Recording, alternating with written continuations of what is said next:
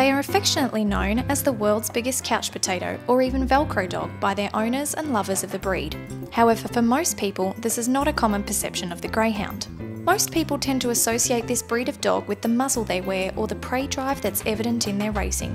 It's hard to believe that the Greyhound is happiest cuddled up inside the family home with their owner never far from sight. For Townsville resident Randall Zana and his family, who adopted ex-racing dog Jane in 2009, this was something they quickly learned. As they say, they're the biggest couch potato you've ever seen. Loves to be spoilt, very laid back. Burst of speed for about 5 to 10 minutes a day. The rest of the time, just show me the mattress and off she goes. Jane's adoption was made possible through the Greyhound Adoption Program, or GAP, run throughout Queensland. This program is an initiative of Racing Queensland and was established in 1999 to rehome ex-racing dogs.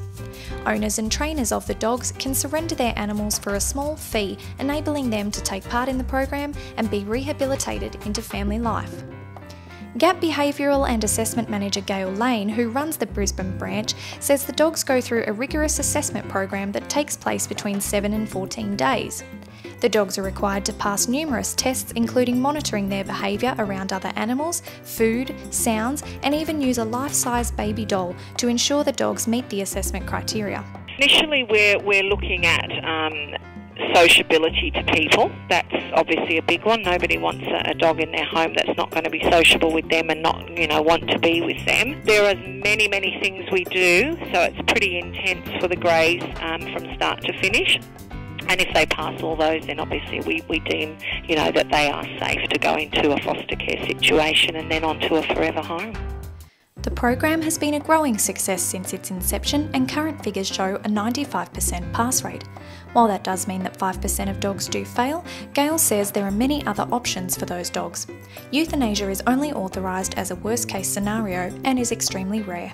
The program relies heavily on the support and mentoring of the foster families, who then take on the dogs for a period of about 10 to 12 weeks to further integrate them into family life. We have to be as sure as we can be that these dogs will be okay in somebody's home. Even the foster families must pass strict criteria in order to become suitable candidates for the program. The fostering process is the most important part of the dog's rehabilitation, as it's the first real taste of everyday family life that they receive. It's a transition period from basically a kennel racing athlete to a pet dog, and they have to learn about being pet dogs. Fitting into the family and learning to be a pet is not something that Randall Zana's Greyhound Janie has had any trouble with. She fits, she's part of the family, she's a personality all to her own.